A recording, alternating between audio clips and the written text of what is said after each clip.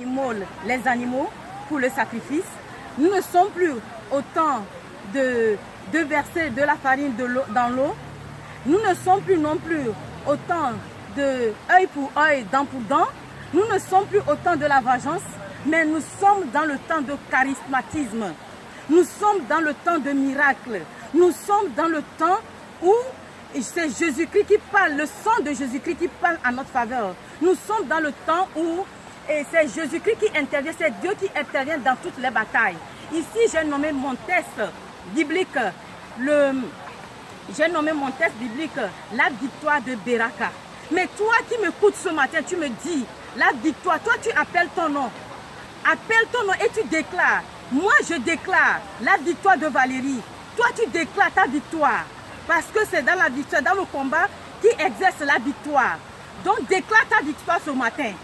Moi, c'est la victoire de Valérie. Toi, c'est quelle victoire tu attends? Lisons. D'abord, cette histoire est tirée dans l'histoire de Jérusalem. Quand, après la mort de Salomon, en 931 avant Jésus-Christ, le royaume est divisé en deux grandes parties. Il y a le royaume septentrional et le royaume de Juda. Mais le royaume de Juda est accablé avec les ennemis.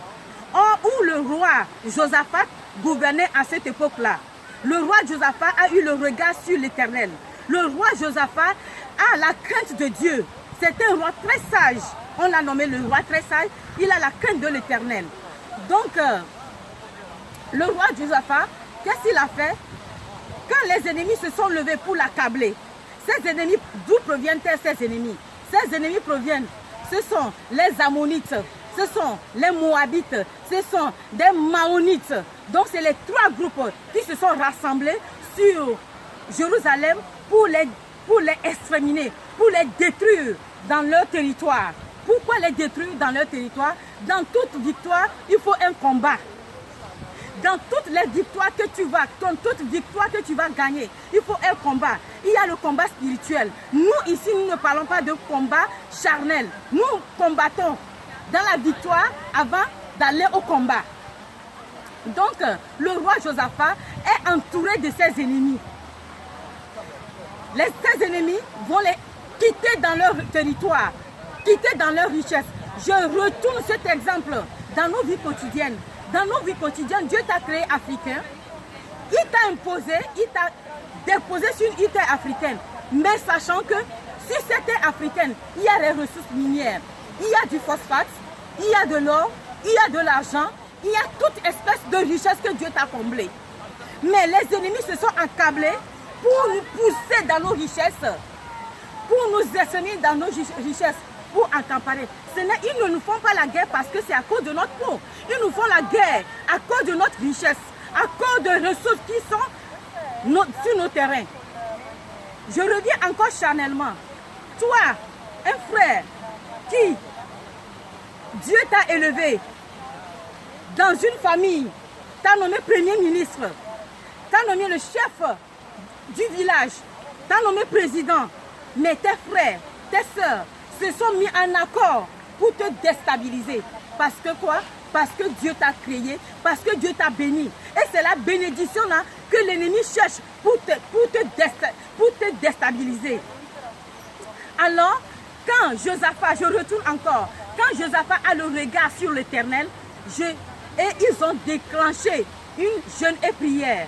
Josaphat, la peur s'est emparée de Josaphat. Et Josaphat a rassemblé tout le peuple d'Israël. Moi, je ne sais pas ce que tu es en train de traverser maintenant. Je ne sais pas quelle peur, qui t'anime, quelle peur qui te chagrine maintenant. Mais moi, je te déclare la victoire ce matin. Mais moi, je viens en face de toi. Ce verset biblique, je l'ai utilisé en 2003. J'avais eu la victoire. Je l'ai réutilisé en 2016 quand j'étais à Vénétia. Dans mon travail, j'ai encore eu la victoire. C'est pour cette raison, je suis venu en face de toi ce matin pour te partager ça. Partage. Donc le roi Josaphat a eu le regard sur l'Éternel et il a consulté le peuple d'Israël, femmes et enfants. Ils se sont réunis, ils se sont partis et ils ont déclenché un jeûne et prière. Dans le jeûne et prière, qu'est-ce qui s'est passé? Nous pouvons jeter un coup d'œil ici dans les Écritures. Donc prenez les Écritures.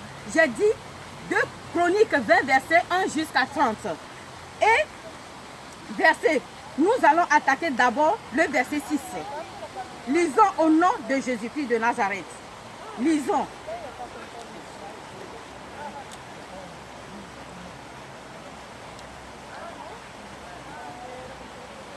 Dans le verset 6, il est écrit,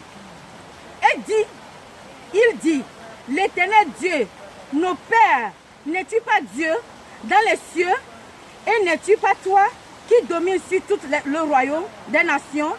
N'est-ce pas toi qui as en main la force et la puissance, et à qui nul ne peut résister? Voilà ce qu'a déclaré Josaphat. Voilà ce que Josaphat a déclaré à l'Éternel. Et l'Éternel a écouté la prière, les prières qui se sont exaucées. Josaphat, il a eu peur de telle enseigne qu'il a fait recours à Dieu. Toi, à qui tu fais recours? À qui tu fais recours dans tes problèmes? Aux pierres taillées, aux idoles,